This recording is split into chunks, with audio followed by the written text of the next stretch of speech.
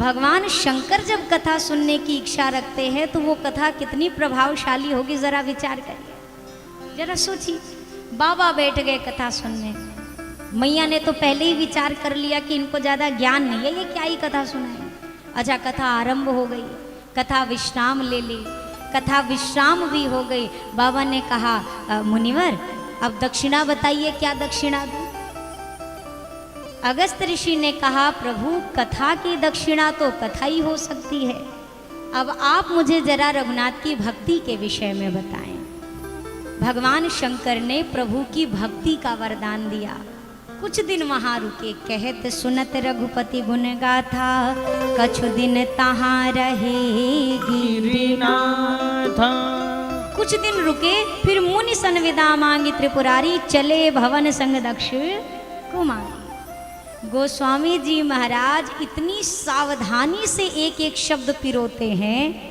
जब बाबा आए तो क्या लिखा, संग सती जग जननी भवानी। साथ में कौन है, आदि शक्ति पराम्बा जगदम्बा, मैया सती भी साथ में आई है कथा सुनने। लेकिन जब मैया सती ने कथा नहीं सुनी ना, तो बाबा ने सुनने वाले श्रोताओं में सती मैया का नाम लिखा भी नहीं। क्या लिखा, सुनी महेश परम सुख माने। केवल बाबा ने कथा सुनी तो बाबा का नाम लिखा। कुछ दिन बाद जब प्रस्थान किया तो अब क्या लिख रहे हैं, चले भवन संग दक्ष कुमारी। जग जननी नहीं संबोधित किया, अब क्या संबोधित कर रहे हैं, बुद्धिमान पिता की पुत्री के संग में भगवान शंकर अपनी यात्रा पुनरारंभ कर रहे। शंकर जी चले जा रहे, और बीच मार्ग में जब पहुंचे तो बाबा के हृदय में विचार आया, ये वही दंडकारण्य का क्षेत्र है, रघुनाथ जी का श्री रामावतार हुआ है, यहीं कहीं जंगल में प्रभु अपनी वनवास लीला कर रहे होंगे। कितना अच्छा होता अगर एक झलक मुझे रघुनाथ जी की मिल जाती। हृदय विचारत जात हर के ही विधि दर्शन हो, गुप्त रूप अवतरे प्रभु गए जान सबको। बाबा विचार कर रहे हैं, प्रभु हैं तो इसी मार्ग में, पर मैं नहीं जा सकता। क्यों नहीं जा सकता? क्योंकि प्रभु ने गुप्त रूप में अवतार लिया है। मैं अगर ऐसा भोला भंडारी रूप लेकर चला गया तो संसार को पता चल जाएगा ये कोई साधारण मनुष्य है, मनुष्य नहीं है। प्रभु की लीला का भेद खुल जाएगा। तो बाबा ने विचार किया, प्रभु मैं तो आप तक नहीं आ सकता हूँ, पर आप अब कृपा कर दो तो आपका दर्शन मुझे अवश्य मिल जाएगा। मैं कई बार निवेदन करती हूँ भैया, इसी का नाम शरणागति है, इसी का नाम प्रभु के चरणों में पूर्ण रूप से आत्मसमर्पित हो जाना है। प्रभु मैं आपको पकड़ने में असमर्थ हूँ, पर तुम तो मुझे पकड़ने में असमर्थ नहीं होना।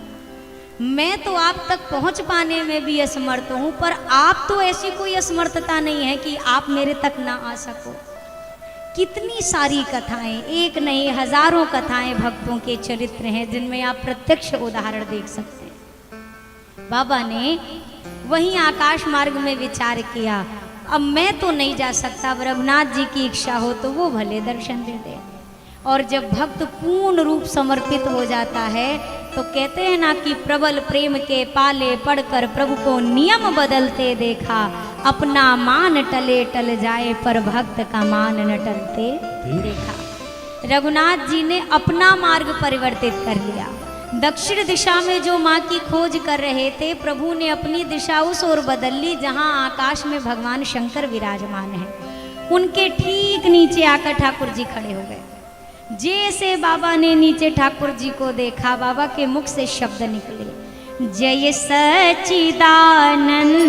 जग पावन, जय सच्चिदानंद जग पावन, अस कही चले मनोज नशावन, कही चले मनोज नशावन, चले जात शिव सती समेता, चले जात शिव सती समेता, पुनि पुनि पुल कथे कृपा निकेता,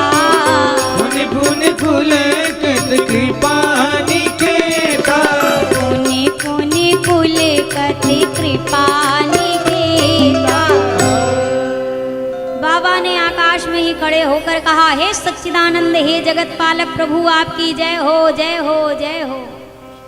इतने बड़े बड़े संबोधन जब मैया ने सुने, अब मैया को भी लगा कि कहाँ सच्चिदानंद प्रभु हैं, एक बार मैं भी दर्शन करूं। पर मैया जब नीचे देख रही हैं तो मैया को क्या नजर आ रहा है, ये तो कोई तीन नृप सुत ही कीन परनामा कही सच्चिदानंद परधामा, ये तो कोई राजा के साधारण से राजकुमार लगते हैं। तो क्या मेरे देवादिदेव महादेव ने राजा के पुत्रों को सच्चिदानंद कहकर प्रणाम किया? अगर भाव हो ना तो नामदेव जी महाराज को कुत्ते के भीतर भी भगवान का दर्शन मिल जाता है। और अगर भाव नहीं है तो सती मैया के सामने ठाकुर जी खड़े और सती मैया को भगवान नहीं नजर आया। सती मैया के तो कोई साधारण राजा के बेटे, इनको क्या प्रणाम करना है? राजा के पुत्रों को ये प्रणाम कर रहे मेरे स्वामी। भगवान साक्षात भी स्वरूप लेकर के आ जाए ना, तो जिसके पास आंखें होंगी, आंखों को होती है पहचान बड़ी मुश्किल से, आदमी बनता है इंसान बड़ी मुश्किल से।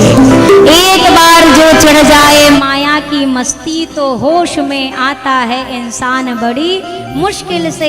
राम हरि गुण गाले जिंदगी बर्बाद ना कर, चोला ये मिलता है नादान बड़ी मुश्किल से। कितने लाख योनियों के बाद मनुष्य देह मिलती है?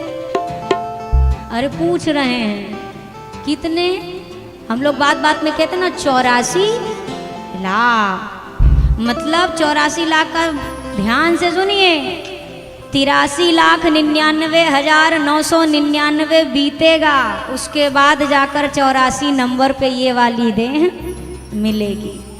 अब विचार करिए, एक बार केवल ये मिला है दरवाजा, और अगर ये वाला भी चूक गए तो फिर वो गोल चक्कर शुरू होगा 83,99,900।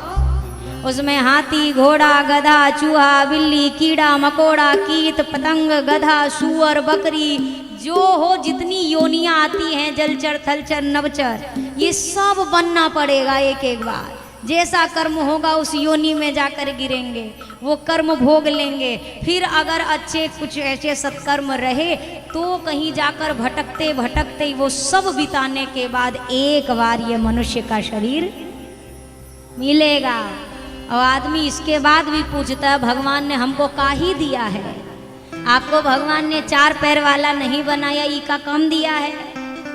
2 पैर देकर भगवान ने हमको भेजा, ये क्या कम मिला है? हमारे खोपड़ी पे सींग नहीं है, ये क्या कम कृपा है ठाकुर जी की? हमारी क्या दुर्गति होती अगर हम पशु बनते? जरा विचार करिए। मनुष्य बने हैं, इसको ठाकुर जी की कृपा आदमी नहीं समझता है, सोचता नहीं ये थोड़ी ना कृपा है, बहुत धन हो जाए। पर अगर आप मनुष्य के श्रेणी में है ही नहीं, आप मनुष्य ही नहीं है, गधा बने हैं, सूअर बने हैं, तो पैसे से क्या ही होना? उस पैसे का आप क्या ही कर लेंगे? या वो हमारे किस काम धन आना है? बाबा बार बार मैया से कहते हैं, भोले बाबा मैया जिसे अरे अनुभव कहे अपना, सत्य हरि भजन और जगत सब सपना। लोग कहते हैं भजन करने के लिए टाइम नहीं है हमारे पास। इस भजन में बताया गया फुर्सत तो बहुत है भैया। समय निकालने वाला व्यक्ति हो तो कहीं से भी समय निकाल लेता है। किस चीज़ के लिए निकालता है जरा विचार करिए, जिसको वो अपने जीवन में महत्वपूर्ण समझता है। आज कथा के लिए भले वक्त ना निकले, घर वालों के लिए भले वक्त ना निकले, हम कह रहे हैं भोजन के लिए भी आदमी कहे हमारे पास फुर्सत नहीं है, लेकिन व्यक्ति अगर कहते भाई साहब आपको 20 लाख वाला जो पेमेंट फंसा था ना, वो हम सोच रहे हैं आज आपको दे दें, अब वक्त निकलेगा कि नहीं निकलेगा? अब बताइए, 1000 नहीं लाख काम छोड़ करके पहले जाएगा हिसाब करने। क्यों भैया? उसके नज़र में उस चीज़ का महत्व है, इसीलिए ना। भजन करा होई तवन होई हो, जगतिया में कोई नहीं अपना। भजन करा होई तवन होई हो, जगतिया में कोई नहीं अपना।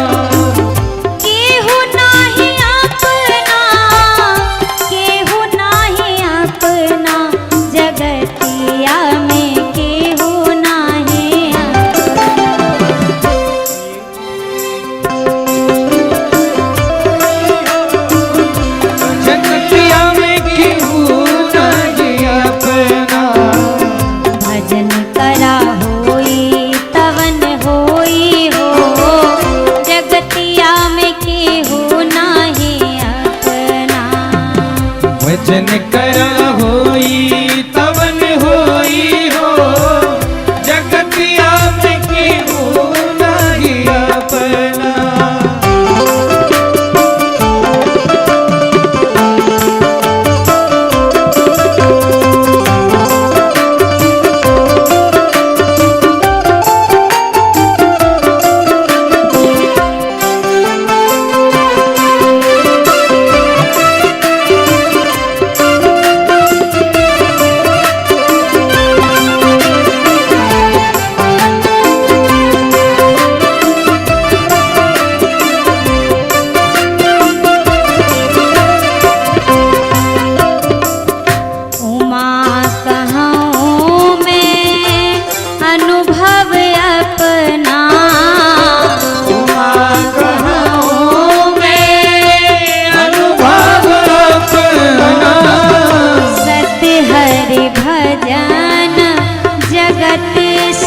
सपना सतहरि भजन जगत सब सपना।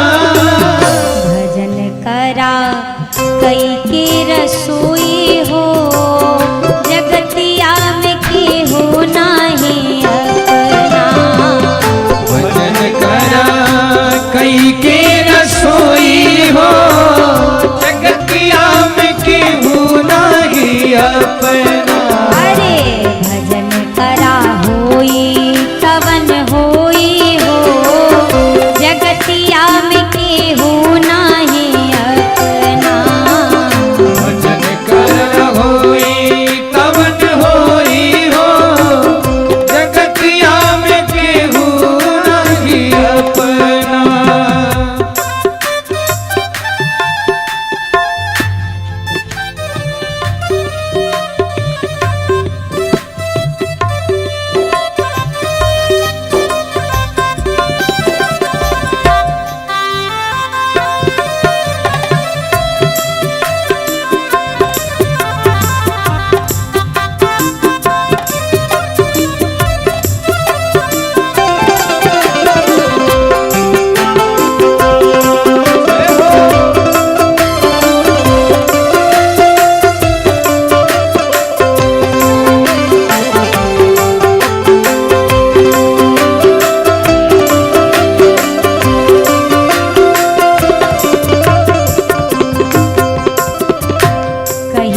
गोसाई बाबा राम कथा गाई के, कहिए गोसाई बाबा राम कथा गाई के।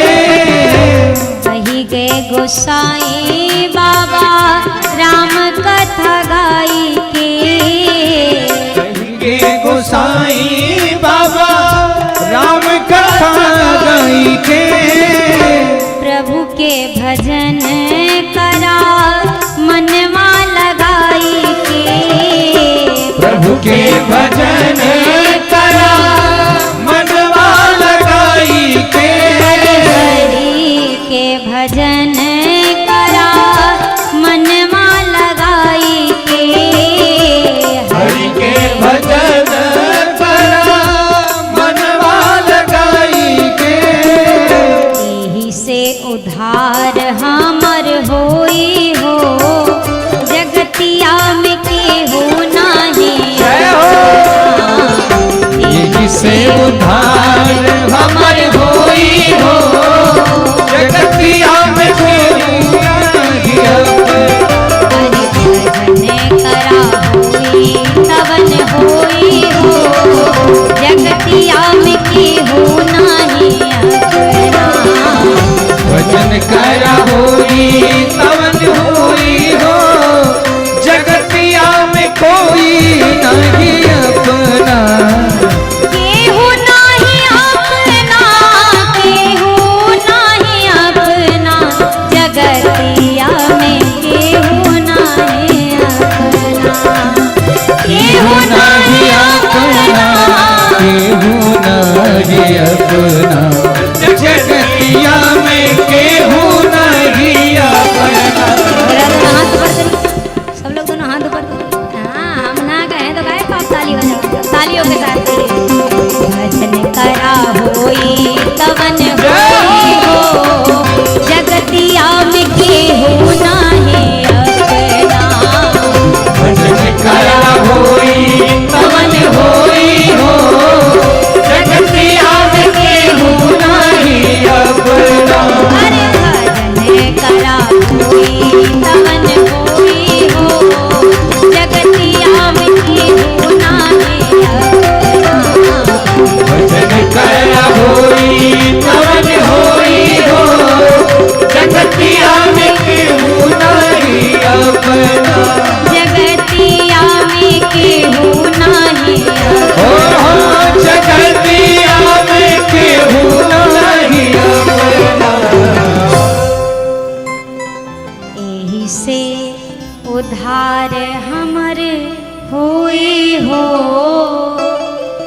जगतिया में केहू नाही अपना। ये बिल्कुल 100% सत्य बात है कि इस संसार में कोई भी व्यक्ति किसी के काम आने वाला नहीं है। मानिए तो भी और ना मानिए, यकीन करिए हमसे इस संसार में अगर कोई प्रेम कर रहा है तो उसके पीछे 100% एक कारण है, हम अभी भी उसके किसी काम लायक हैं। और जिस दिन ये काम लायक हम नहीं रहेंगे, घरवा वाले ना पूछे, बहरी वाले का तो छोड़ दो, कोई किसी से फिर नहीं प्रेम करने वाला। इस संसार में अगर निस्वार्थ प्रेम की बात करें तो सत्य कहूँ एकमात्र भगवान की ही वो शरण है जहाँ पर निस्वार्थ प्रेम है। भगवान को हम क्या ही दे सकते हैं, जरा विचार करिए। थोड़ा सा प्रेम अगर भगवान से कर ले तो भगवान सदैव के लिए साथ हो जाते हैं। भगवान शंकर दर्शन करके आगे बढ़ने को हैं, पर क्या देखते हैं, मैया सती ने प्रणाम ही नहीं किया। मैया सती खड़ी हैं। तब तक बाबा ने कहा, देवी अरे आप भी प्रणाम करिए। मैया ने कहा, सोच तो हम भी बड़ी देर से रहे प्रभु, पर प्रणाम किसको करें पहले ये तो समझ में आए। बाबा ने कहा, जिनको हमने प्रणाम किया वो सामने देखिए, ये वही हैं जासु कथा कुंभज ऋषि गाए। जिनकी कथा को कुंभज ऋषि ने हमें आपको गाकर सुनाया ना, सोई मम इष्ट देव रघुवीरा, ये वही मेरे इष्ट देव परमात्मा परब्रह्म श्री राम जी हैं, इनको प्रणाम करो। जैसे मैया सती ने सुना, मैया सती ने कहा, अरे प्रभु आप कैसी बात करते हैं, आप कह रहे हैं ये भगवान हैं, और बताइए हमें तो जो दृश्य देखने में आ रहा है, ये तो अपनी पत्नी के वियोग में बिलख बिलख कर रो रहे हैं। भला भगवान अपनी भार्या के लिए ऐसे रोएगा क्या? अच्छा रोना भी छोड़ दो, आप जरा इनकी ओर निहारिए, ये कैसे पेड़ पौधों से, पशुओं से, पक्षियों से अपनी भार्या का पता पूछ रहे। अरे अगर भगवान होते तो इनको पता नहीं होता कि इनकी भार्या का हरण करके कौन ले गया। बाबा ने कहा, देवी इस चक्कर में मत पड़ना, ये सब खेल चल रहा है, इसमें से एक को असली नहीं है, सब लीला है। मुनि धीर जोगी सिद्ध संतत विमल मन जय ध्यावहीं, कही नेत निगम पुराण आगम जासु कीरति गावहीं। सोई राम व्यापक ब्रह्म भुवन निकाय पति माया घनी, अवतरे वो अपने भगत हित निज तंत्र नित रघुकुल मनि। ये परम ब्रह्म श्री राम है, ये केवल लीला कर रहे हैं, इसीलिए आपको ऐसा दर्शन आ रहा है, इस लीला में मत जाइए। पर मैया को बाबा की बात पर विश्वास नहीं हुआ।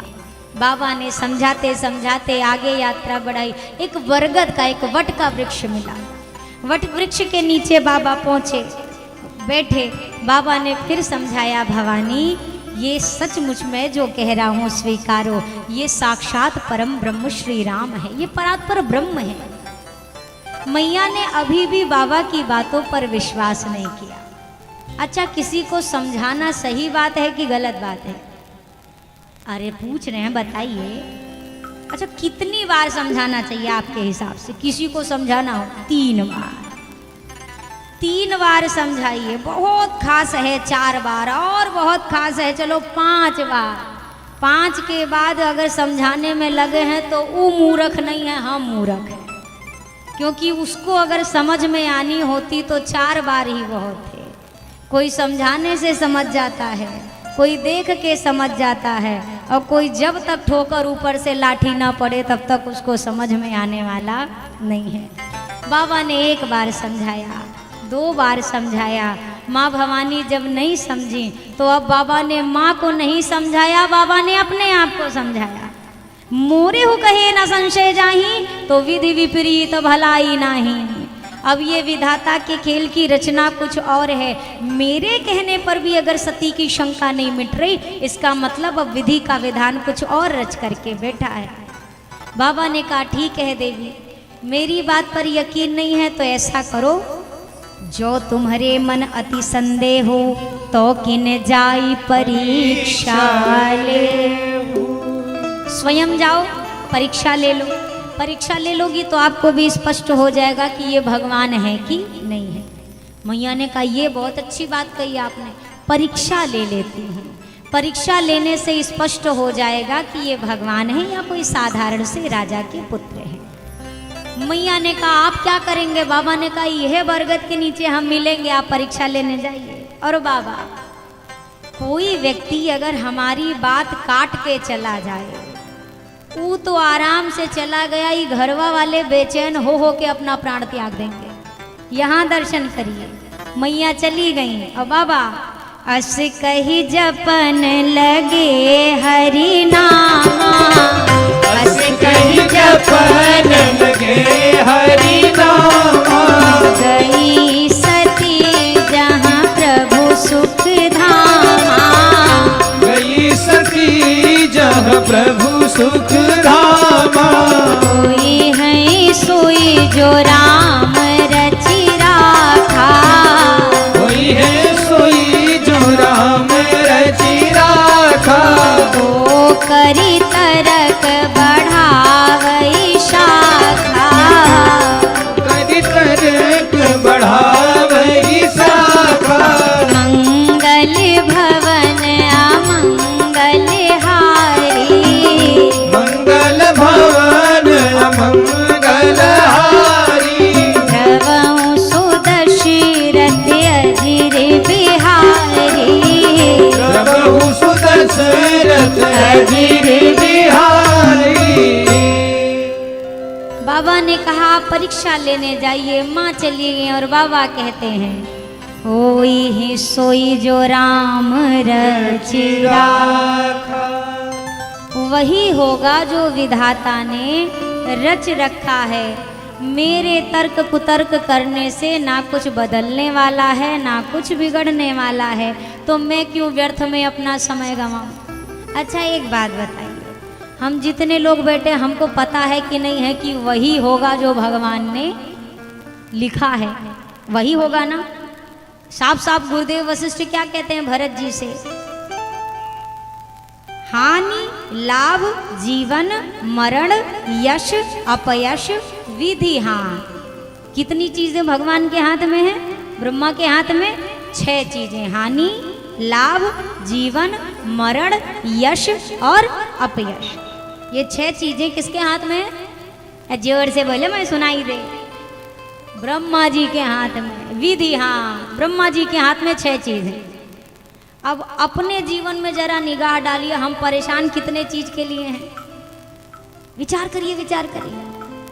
इसी ही चीज के लिए परेशान है जो हमारे हाथ में है ये नहीं है। सब आदमी सोचता है लाभ हो, ब्रह्मा जी कहते तुम फोकट के परेशानी, तो हमारे हाथ में हानि लाभ।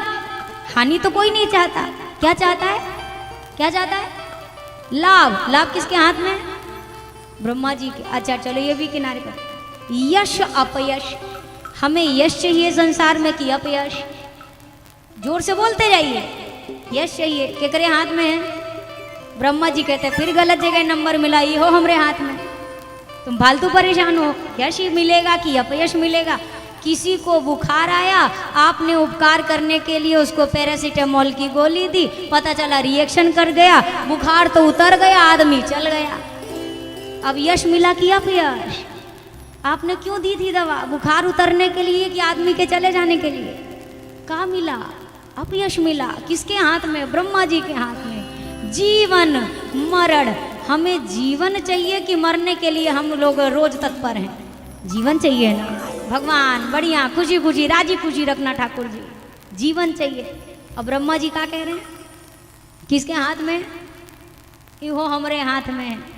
तो हम जितने चीज के लिए लगे, ये 6 की 6 हमारे कंट्रोल से बाहर है, पड़े हैं। यतन है हानि ना हो, लाभ होता रहे, अपयश ना फैले, यश बढ़ता रहे। भैया मरने की हमको कोनो जल्दी नहीं है, जीवन हमारा 100 साल तक जाना चाहिए। जो हाथ में नहीं है उसके पीछे हाथ धो के पड़े हैं। हाथ में अपने क्या है? कल युग केवल हारा, सुमिर सुमिर नर। सती में सीता जी साक्षात भक्ति हैं। जब वन की यात्रा हुई तो सबसे आगे आगे कौन चलता था? अरे देखा तो होगा ना सीरियल में, कथाओं में सुना होगा, आगे आगे कौन चलता था? राम जी, उनके पीछे सीता जी और सबसे पीछे लक्ष्मण जी। पर आज आप दर्शन करिए, राम जी पीछे पीछे हैं और सती मैया राम जी से भी आगे आगे चली जा रही है। आगे हुई चली पंथ नहीं। लक्ष्मण भैया ने देखा, लक्ष्मण जी ने ज्यों देखा, लक्ष्मण देखी उमा कृतवेशा चकित भयो ब्रह्म हृदय विषेका। अरे ये तो सती जी हैं, ये आज हमारी भाभी माँ का रूप लेकर क्यों आई हैं? जब लक्ष्मण जी पहचान गए तो राम जी से कब तक बात छुपी रहे। जैसे राम जी ने देखा, सती जी के निकट पहुंचे और पहुंचते ही रघुनाथ ने सबसे पहले हाथ जोड़ लिए। लक्ष्मण जी ने कहा भैया शायद अब पहचान नहीं पाई, ये नकली भाभी हैं, हमारी भाभी नहीं है, नकली हैं। राम जी ने कहा लक्ष्मण मुझे अच्छे से स्पष्ट है कि ये मेरी वैदेही नहीं है। मैं सती को यही स्पष्ट करना चाहता हूँ सती जी को कि देवी मैं आपको पहचान गया हूँ, अगर आप मेरी वैदेही होती तो आप मुझे प्रणाम करती, मैं आपको प्रणाम कर रहा हूँ, इसका मतलब मैं आपको जान गया हूँ। जोरी पाने प्रभु कीन्ह प्रणाम, पिता समेत लीन निज नाम। जोरी पानी प्रभु कीन प्रणाम, पिता समेत लीन निज नाम। कहे बहोरी कहा वृष की तू, बहोरी कहा वृष के तू। विपिन अकेली फिरहु के हेतु, विपिन अकेली फिरहु के हेतु। विपिन अकेली फिरहु के हेतु। राम जी ने प्रणाम किया, सती जी अभी भी खड़ी हैं। सती जी को लगता है पहचान नहीं पाए। राम जी ने आगे कहा सरकार ने, देवी आप अकेले इस बियाबान जंगल में क्यों विचरण कर रही हैं, ये तो बताइए। भोले भंडारी कहाँ हैं? कहे वो बहोरी कहाँ वृष केतु, धर्म की ध्वजा को धारण करने वाले भगवान शंकर कहाँ हैं? जैसे भगवान शंकर का नाम सुना सती जी समझ गई कि ये मुझे पहचान गए। उल्टे पांव लौट चली। लौटने लगी, प्रभु ने अपनी कुछ लीला का दर्शन कराया। सती जी भगवान शंकर के सामने आई। शंकर जी ने सबसे पहले कहा देवी कुशल हो? ठीक ठाक। अच्छा ठीक हो तो ये बताओ, लीन परीक्षा कवन विधि, कहु सत्य सब बात। परीक्षा कैसे ली जरा स्पष्ट करके बताइए जल्दी से। मैया ने ज्यों सुना, मैया ने कहा परीक्षा नहीं नहीं, परीक्षा तो ऐसा तो कुछ नहीं। नहीं नहीं आप गई थी ना परीक्षा लेने, तो क्या हुआ? मैया ने कहा अरे सरकार कछु न परीक्षा लीन गोसाई, कछु न परीक्षा लीन गोसाई। कीन्ह प्रणाम तुम्हारी ही नाई, कीन्ह प्रणाम तुम्हारे नाई। तब शंकर देखे उधरी ध्याना, तब शंकर देखे उधरी ध्याना। सती जो कीन चरित सब जाना, सतियों कीन चरित सब जाना। अब जो करो सती सन प्रीति, अब जो करो सती सन प्रीति। मिटई भगति पति होई अनीति, मिटई भगति पति होई अनीति। एहि तन सती भेंट मोहि नाहि, एहि तन सती भेंट मोहि नाहि। शिव संकल्प कीन मन माहि, शिव संकल्प कीन मन माहि। चलत गगन भय गिरा सुहाई, भय गिरा सुहाई। जय महेश भल भगति दृढ़ाई, महेश भल भगति दृढ़ाई। जय महेश भल भगति दृढ़ाई। मैया ने सबसे पहले क्या कहा? कोई परीक्षा नहीं ली। बाबा ने कहा गई तो थी परीक्षा, हाँ गई तो थी, पर रास्ते में जाते जाते मुझे विचार आया कि जो तुम कहा सो मृषा न होई।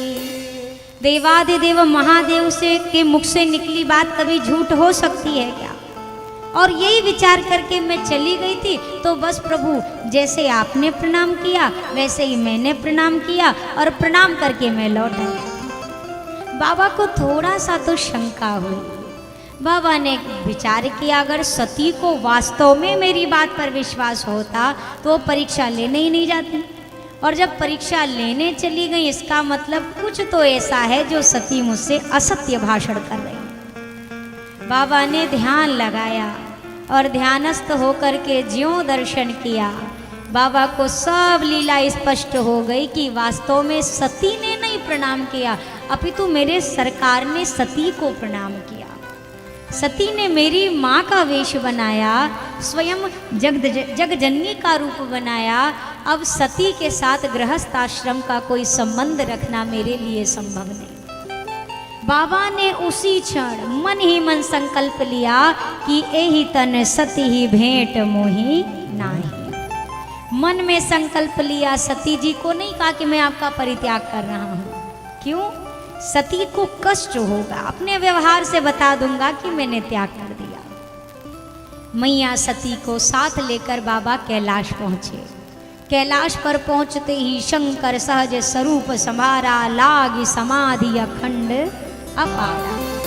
बाबा समाधि में बैठ गए। बीते संवत सहस 87 तजी समाधि शंभु अविनाशी। जब बाबा ने नेत्र खोले, इतनी घनघोर तपस्या के बाद बाबा के मुख से शब्द पहला जो निकला नेत्र खोलते ही, राम राम शिव सुमिरन लागी। बाबा के मन में तो इच्छा थी दोनों कथा सुनने जाएंगे, पहले ऋषि से कथा सुनेंगे, फिर घर आकर हम दोनों बैठ कर के वो सत्संग को आपस में चर्चित करेंगे। लेकिन जब बाबा को कोई सत्संग के लिए ना मिला तो बाबा ने स्वयं को अंतर्मुखी कर लिया। मैं कई बार निवेदन करती हूँ कथा के माध्यम से कि भैया जिस प्रकार से जीवन की यात्रा ज़्यादातर व्यक्ति अकेले ही अगर करना पड़े तो कर लेता है। व्यक्ति हर जगह कोई संगी साथी नहीं ढूंढता है कि कोई मिले तभी जाए नहीं तो ना जाए। लेकिन जीवन की सबसे मुख्य यात्रा है हमारे जीवन में जो भजन की यात्रा है। आपके घर में अगर कोई भजन करने वाला है तब तो राघव जी की बड़ी कृपा, और कोई नहीं भी है तो खुद भजन करिए। व्यक्ति सोचता है अरे क्या करें, हमारे घर वाले नहीं करते इसीलिए हम नहीं कर पाते। अरे वो आपके जैसा नहीं बना तो आप उसके जैसे कैसे बन गए? स्वयं के भजन की यात्रा कभी भी अपूर्ण या किसी के भरोसे नहीं छोड़नी चाहिए। आधे लोग बुढ़ापे तक का इंतजार करते हैं। क्यों? अभी हम पैसा कमाएंगे, जब बुढ़ा जाएंगे बेटा को लायक बना लेंगे तो हमारा बेटवा हमको तीर्थ कराएगा। इसीलिए वो खुद जीवन भर नहीं जाते हैं तीर्थ करने। कौन कराएगा? बेटा कराएगा। बेटा लायक बना दे, कमाने लगे तो हमारा बेटा हमको तीर्थ कराए। बेटा खुद पहले तीर्थ कर ले तब आपको तीर्थ कराने की सोचेगा। आज कोई श्रवण कुमार घर में मिल जाए तो बड़ी ठाकुर जी की कृपा है। अपने भजन की जिम्मेदारी अपने कंधों पर रखिए, किसी और के कंधे पर मत डालिए। व्यक्ति सोचता है सब चीज में उसको खुद चाहिए। भोजन अगर बेटा करे तो बाबूजी के पेट में पहुंच जाएगा, बाबूजी का पेट भरेगा। तो जब भोजन नहीं आपकी पूर्ति कर सकता है तो किसी और का भजन कैसे आपके काम आएगा? अपने भजन की जिम्मेदारी अपने पास रखिए। और एक बात कहूँ, बुढ़ापे का कोई खास भरोसा करने लायक नहीं है।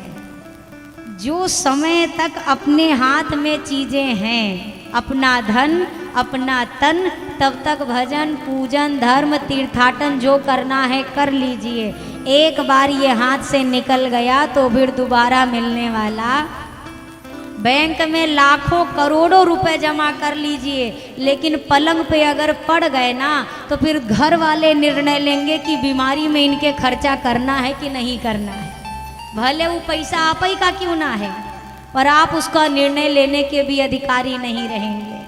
आदमी कहता है बुढ़ापे में करेंगे, अभी नहीं, अभी तो घूम लें, फिर लें, खा लें, मौज कर लें, बाद में भजन करेंगे, आराम से भजन करेंगे। वो इतना आराम करता है कि एकदम में आराम में चला जाता है, पर उसका भजन ही नहीं होता है। आदमी को सबसे बढ़िया लगता है बुढ़ापे में, अगर सरकारी नौकरी में तो रिटायर हो जाए तब भजन करे, और हम हमेशा कथा में यही बात कहते हैं, 60 साल की एज में जब आपको यहाँ की गवर्नमेंट ने रिटायर कर दिया तो वहाँ की गवर्नमेंट के काम के रहे क्या? जब यहाँ वाले ही ठुकरा दिए, भैया अब तुम कोई काम करने हो, घरे बैठो। अब आदमी सोचता है अब हम भजन करेंगे। हमारे अवधि में एक कहावत आती है कि बूढ़वा तोता राम राम नहीं करता है। जो बचपन से सीखा पढ़ा हो वही राम राम बोल पाएगा। जो बुढ़ापे में सोचे अब हम शुरू करेंगे, अब तोहरे खत्म होने की बारी है, तू भजन का शुरू करोगे भैया? खुद के खत्म होने के समय में भी भला शुरुआत होती है क्या? जहाँ से भैया अभी भी समय है, बाल्यावस्था है यहीं से भजन शुरू करिए, युवा अवस्था है यहीं से भजन शुरू करिए। बचपन में करेंगे तो आपका भजन अमृत के समान हो जाएगा। युवा अवस्था में भजन करेंगे तो दूध दही के समान, यानी खा लो तो बुढ़ापे के लिए शरीर बिल्कुल टनाटन है। लेकिन जो बुढ़ापे में भजन शुरू करे तो ये पानी है, और पानी की ज़रूरत हर 15 मिनट के बाद फिर शरीर को लगने लगती है। फिर एक निमिष भी आप भजन ना छोड़ो, तब तो बुढ़ापे में शुरू करो। भैया वृद्धावस्था में आप यकीन करिए, ये वो पायदान है ना जहाँ सब साथ छोड़ देते हैं। दूसरे का छोड़ दो, ये अपना हाथ पैर ही अपना साथ छोड़ देता है। अपने हाथ से कहिए, बुढ़ापा आए, अपने हाथ से कहिए तुम हिलना मत, पर भी हाथ आपकी मानने वाला नहीं डोलेगा। अपने आँख से कहो तुम कम मत देखना, चकाचक देखते रहना, आँख मानेगा क्या? कान से कहिए तुम कम मत सुनना, चकाचक सुनना, ये मानेगा क्या? जब अपना तन अपना साथ नहीं देता तो दुनिया वाले के भरोसे क्यों बैठे हुए हैं? भजन कर लो जवानी में, बुढ़ापा किसने देखा है? बुढ़ापे में आँख थक जाएगी तो दर्शन कर नहीं पाओगे। तो दर्शन करो जवानी में, बुढ़ापा किसने देखा है? बुढ़ापे में पाँव थक जाएंगे तो तीर्थ कर नहीं पाओगे। तो तीर्थ करो जवानी में, बुढ़ापा किसने देखा है? बुढ़ापे में जीभ थक जाएगी तो सुमिरन कर नहीं पाओगे। तो सुमिरन करो जवानी में, बुढ़ापा किसने देखा है? यही वो समय है जो अभी आपके हाथ में है, आपकी युवानी, आपकी बाल्यावस्था। उसके बाद भैया जो उस भरोसे पे रहता है, जो युवानी तक भगवान को पकड़ के रखता है ना, यकीन करिए जब वृद्धावस्था में हम असमर्थ होते हैं, उस पल भगवान आकर हमको पकड़ते हैं और फिर वो हमारा साथ देते हैं। प्रभु जी मेरी बीच भंवर में, पार लगा दो मेरी नाव। सब मेरे साथ कहिए। और कल भैया थोड़ा सा लाइटिंग जो है इधर बढ़ाइए श्रोताओं के तरफ, क्योंकि हमें आपके फेस के एक्सप्रेशन समझ में नहीं आ रहे, तो हमें पता ही नहीं ना कौन सुन रहा है और कौन सो रहा है। तो हमें सब दिखने तो चाहिए ना बराबर। प्रभु जी मेरे बीच भंवर में, पार लगा दो मेरी नाव। प्रभु जी मेरे बीच भंवर में, पार लगा दो मेरी नाव। हरि जी मेरे बीच भंवर में, पार लगा दो मेरी नाव। हरि जी मेरी बीच भंवर में, पार लगा दो मेरी नाव। जय हो।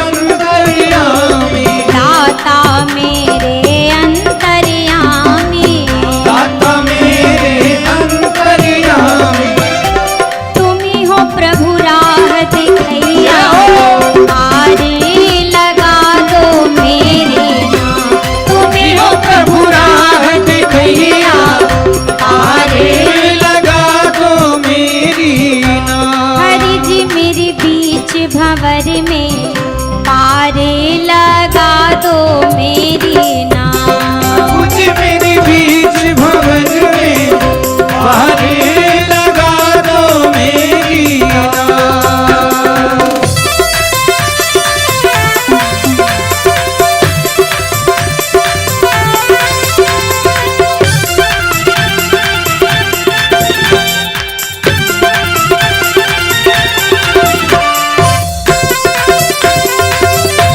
और सारी सरकार की जय हो।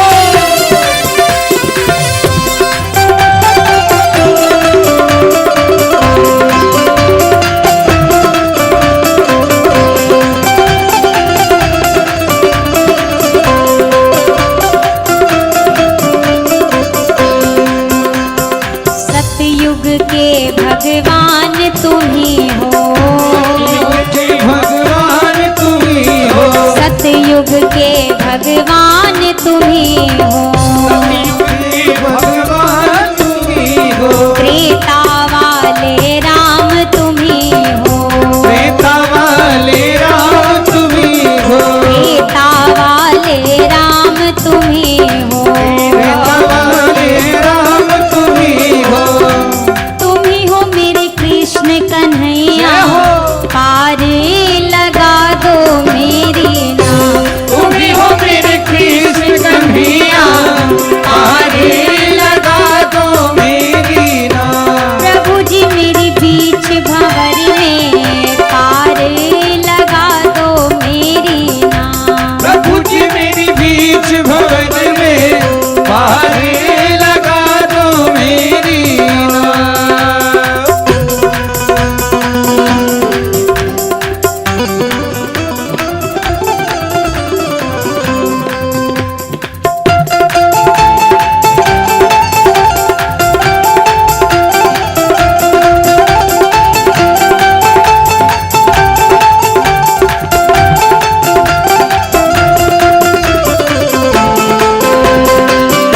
जय हो।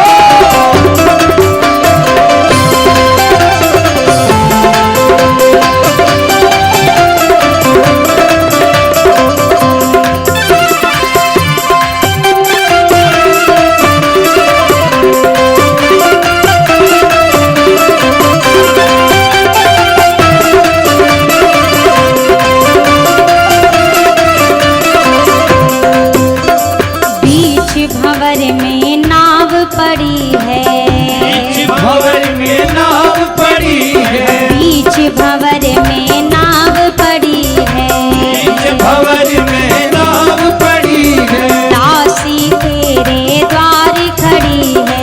दासी तेरे द्वार खड़ी है। अरे दासी तेरे द्वार खड़ी है। दासी तेरे द्वार खड़ी है। तुम ही हो भव पार करैया, पार लगा दो मेरी नाव। तुम ही हो भव पार करैया, पार लगा दो मेरी नाव। प्रभु जी मेरी बीच भंवर में पार लगा दो मेरी नाव। प्रभु जी मेरी बीच भवन में पार लगा दो मेरी नाव। हरि जी मेरी बीच भंवर में पार। अब बंद नहीं हुआ है, शुरू करना है आपको, इसलिए हम चुप है कि आप अब गाएंगे। हमारे कहने भर से काम चल जाता तो फिर काई दाम घर पे बैठ के कह देते का करने को इतना टेंट पांटाल का खर्चा करता। सब कहिए प्रभु जी मेरी बीच भंवर में पार। इतने बेरा में आपको भजन की लाइनियों समझ में नहीं आई है। जोर से गाइए, सब लगाइए। ओ प्रभु जी मेरी बीच भंवर में पार लगा दो। प्रभु जी मेरी बीच भंवर में। हमको ऊंचा सुनाई देता है तो थोड़ा जोर से गाइए। हरि जी मेरी बीच भंवर में। हम अंतर्यामी नहीं है ना, तो मन वाली बात नहीं सुन पाते हैं। जब बोलेंगे तब तक सुनाई देगा। जोर से बोलिए। प्रभु जी मेरे बीच भंवर में पार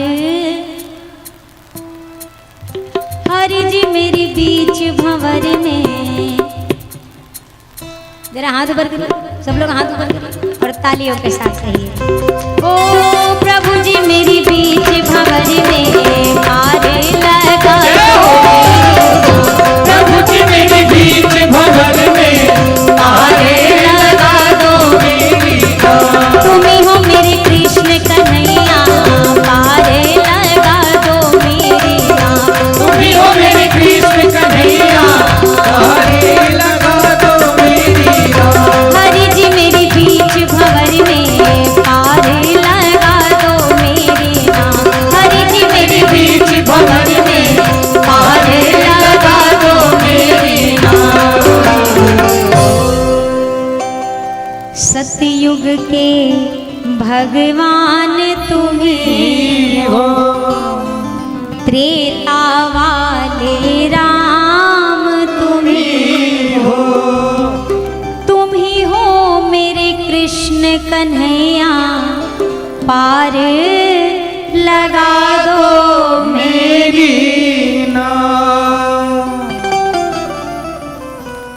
एक बार जैसे पहले के समय में चोर लोग वो घर देखते थे जिस घर में कोई ना हो तो सेंध फोड़ कर डकैती डालते थे, पूरे झुंड में आते थे, पूरा घर लूट करके मार पीट कर चले जाते थे।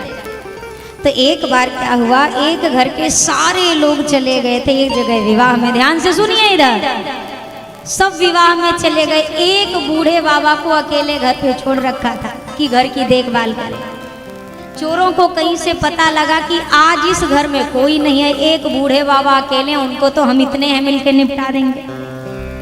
अब जैसे चोर अंदर घुसे, थोड़ी सी खटपट हुई तो बाबा जी को थोड़ा अंदाजा तो लग गया कि आज चोरों का हमला हमारे घर पे हो गया है। पर ये घबराए नहीं, इन्होंने अपने बिस्तर पे अपने खाट पे बैठे बैठे जोर से कहा, शेर सिंह, बहादुर सिंह, रघुवीर सिंह, इतने 5-6 सिंह सिंह सिंह करके 6-7 नाम लिए इन्होंने, बलवीर सिंह, लखवीर सिंह, बहादुर सिंह, शेर सिंह। जाओ देखो ये खटपट की आवाज कहाँ से आ रही है। अच्छा, घर में था कोई नहीं, घर में बाबा जी अकेले ही थे, पर झूठ मूठ के 6-7-8 नाम ऐसे बड़े बड़े भारी भरकम नाम बोले। चोरों को लगा नाम से ही लग रहा है कि लगता है बाबा ने अपने घर पे पहलवान पाल रखे हैं, और अगर एक आ गए तो आज हमारी खैर नहीं, सारे चोर भाग गए। अब ये प्रसंग से केवल मैंने आपको इसलिए सुनाया कि आप विचार करिए, बाबा जी के घर में सच में कोई शेर सिंह बैठा था क्या, कोई बहादुर सिंह था क्या? ये कैसे नाम थे, झूठे मूठे के नाम थे, कोई था वह नहीं। पर उन झूठे नामों को सुनकर सच्चे चोर भागे कि नहीं भागे? अगर 4-5 झूठे नाम सच्चे चोरों को भगाने की क्षमता रखता है तो क्या प्रभु का सच्चा नाम इस आज के समय के काम, क्रोध, लोभ, मोह इन चोरों को भगाने की क्षमता नहीं रखता होगा? पर विश्वास करने की बात है, बिन विश्वास भगति नहीं, ते बिनु द्रवै न राम, और राम कृपा बिनु सपने हूँ जीवन लह विश्राम। बिना विश्वास के भक्ति होने वाली नहीं है, और विश्वास ऐसी चीज है, चलते फिरते किसी पर भी विश्वास नहीं हो जाता है, विश्वास खास लोगों पर होता है। आपको भी अपने जिंदगी में, आप भले को हमको तुम पे भरोसा है, पर अगर 1 करोड़ की जिम्मेदारी देने की बात आए तो अब आप खोजबीन में लगेंगे इन सब में सबसे ज्यादा विश्वास पात्र कौन है। जैसे विवाह आदि में पैसे का बैग सबको नहीं थमाया जाता, कोनो खास रिश्ता ढूंढा जाता है, जो भरोसे के काबिल हो उसको पैसे का बैग पकड़ाते हैं। भैया, बिना विश्वास के उसी प्रकार से भक्ति होना संभव नहीं है। ये बात मैं क्यों कह रही, भक्ति करनी है तो भक्ति में विश्वास किसी एक पर ही पक्का होना चाहिए। ये नहीं कि जिसने जिस देवी देवता को बता दिया वहीं पे भटक के चले गए। सम्मान सबका करिए, हम माँ को भी शीश झुकाते हैं, हम कन्हैया के भी भजन गाते हैं, हम हनुमान जी का भी स्मरण करें, हम गणेश जी को भी मस्तक नवाएं, लेकिन हमारे जीवन में हमारा इष्ट एक होना चाहिए। जैसे किसी भी कन्या का पति एक होता है, बाकी रिश्तेदार होते हैं, यही होता है ना संबंध में। पर पति तो एक है, स्वामी एक है, बाकी रिश्ते नाते हैं। उसी प्रकार एक निष्ठ, एक इष्ट में एक निष्ठा होनी चाहिए। भटक भटक कर केवल फायदे नुकसान के लिए भक्ति नहीं होती है। फायदा आया तो इनको भज लिया, नुकसान दिखा तो छोड़ दिया, ऐसे भक्ति नहीं होती है भैया। यहाँ भगवान शंकर का जीवन देखिए, भार्या का परित्याग कर दिया, भक्ति का चयन किया। जब यहाँ पे बाबा शंकर ने 87,000 वर्षों के बाद समाधि खोली, मैया आई बैठे। मैया को बाबा ने सामने आसन दिया, बाबा कथा सुनाने लगे। तब तक क्या घटना घटी, सती जी के पिता हैं राजा दक्ष। राजा दक्ष को प्रजापतियों का नायक बनाया गया है, अर्थात उनको एक बहुत ऊंचा पद प्राप्त हुआ। और गोस्वामी जी कहते हैं, नहीं असको जन्मा जगमाही, प्रभुता पाई जाहि मद नाही। राजा दक्ष को अभिमान भया, अभिमान के नशे में राजा दक्ष ने एक यज्ञ किया। इस यज्ञ का केवल एक उद्देश्य है, मुझे मेरे जमाई से प्रतिशोध लेना है। कथा लंबी है उसकी, फिर कभी चर्चा करूंगी। शंकर जी को नहीं बुलाया, ना मैया सती को बुलाया, और दक्ष ने यज्ञ में बाकी सभी देवी देवताओं को आमंत्रित किया। सारे देवी देवतागण आकाश मार्ग से जाने लगे। मैया सती को बाबा कथा सुना रहे, तब तक मैया सती ने ऊपर देखा, बाबा से कहा, स्वामी ये विमान कहाँ जा रहे हैं? बाबा ने कहा, अरे विमान छोड़ो, आप कथा सुनो, विमान से अपने को क्या लेना देना। नहीं, एक बार बताइए ना, सारे विमान कहाँ जा रहे हैं? बाबा ने कहा, आपके पिताजी के यहाँ यज्ञ में जा रहे हैं। बाबा ने कहा, आप कथा शुरू करते हैं। अच्छा स्वामी एक बात और बताइए, पिताजी के यहाँ क्यों जा रहे हैं? अरे आपके पिताजी के यहाँ एक यज्ञ आयोजित है, उसमें जा रहे हैं। फिर बाबा कथा कहने लगे। मैया ने कहा, एक प्रश्न और। अब क्या भवानी, हम क्यों नहीं जा रहे? बाबा ने कहा, देवी हम इस प्रपंच में पढ़ना ही क्यों है, कौन जा रहा है और हम क्यों नहीं जा रहे हैं? हम कथा कह रहे हैं, आप कथा सुनो, बात कर। नहीं, पिता के यहाँ का आयोजन है, बताइए ना, हम क्यों नहीं जा रहे? बाबा ने कहा, क्योंकि आपके पिता ने हमें आमंत्रित नहीं किया, इसलिए हम नहीं जा रहे, हमरे बैर तुम ही बिसराए। मैया ने कहा, स्वामी इसमें हमारे पिताजी की गलती नहीं है, पक्का डाक की कोई गड़बड़ी हुई होगी, इतने ऊपर कैलाश पे तो बैठे हो, कौन आएगा संदेशा देने इतनी दूर तक? बाबा ने कहा, डाक की गड़बड़ी नहीं हुई है, आपके बाबूजी के दिमाग की गड़बड़ी हुई है देवी।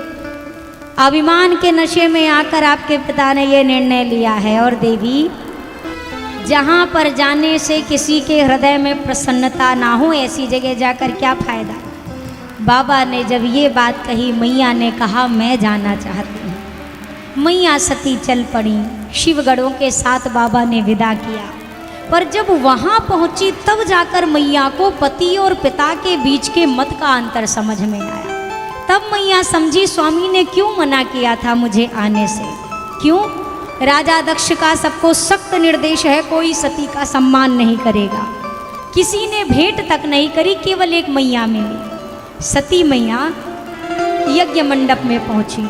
सती जाई देखे तब जागा, कतहु न दीख शंभु कर भाग। भगवान शंकर का कोई स्थान नहीं दिखा। सती जी राजा दक्ष के पास गई, पिताजी आपसे भूल हो गई है, आप मेरे स्वामी का स्थान निकालना भूल गए। बोल पड़ा दक्ष अभिमान के नशे में, अरे उस औघड़ पाखंडी के लिए स्थान कोई भूल नहीं है सती, मैंने जानकर उसके लिए कोई स्थान नहीं रखा। भला वो यज्ञ में भाग लेने के योग्य है? ऐसा अमंगल वेश धारण करने वाला वो इस पूजा का अधिकारी नहीं। जब निंदा शुरू की, मैया सती को क्रोध आया। सती जाई देखे तब जागा, कतहु न दीख शंभु कर भागा। सती जाई देखे तब जागा, कतहु न दीख शंभु कर भागा। सुनहु सभासद सकल मुनिंदा, कही सुनी जिन शंकर निंदा। सुनहु सभासद सकल मुनिंदा, कही सुनी जहि शंकर निंदा। तो फल तुरत लाभ सब काहू, भली भांति पछताब पिताहू। तो फल तुरत लाभ सब काहू, भली भांति पछताब पिताहू। मैया सती ने समस्त सभासदों को संबोधित करते हुए कहा, आज इस सभा में जिसने भी मेरे स्वामी का अपमान किया है अथवा सुना है, उन सभी को उसका यथाचित फल भोगना पड़ेगा। मेरे पिता ने अभिमान के कारण जानबूझकर ये कृत्य किया, मेरे स्वामी का अपमान किया।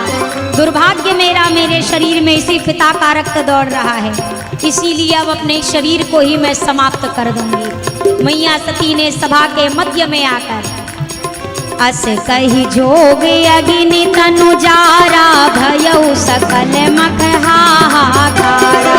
अस कही जोग अग्नि तनु जारा, भयउ सकल मख हाहाकारा। सती मरत हरि सन वर मांगा, जन्म जन्म शिव पद अनुरागा। सती मरत हरि सन वर मांगा, जन्म जन्म शिव पद अनुरागा। तेहि कारण हिमगिरि गृह जाई, जन्मी पार्वती तनु पाई। तेहि कारण हिमगिरि गृह जाई, जन्मी पार्वती तनु पाई। जन्मे पार्वती तनु पाई।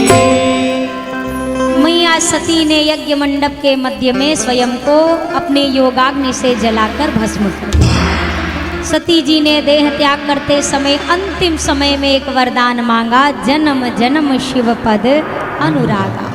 मुझे हर जन्म तक मेरे भगवान शंकर के चरणों का प्रेम मिले, मुझे यही चाहिए।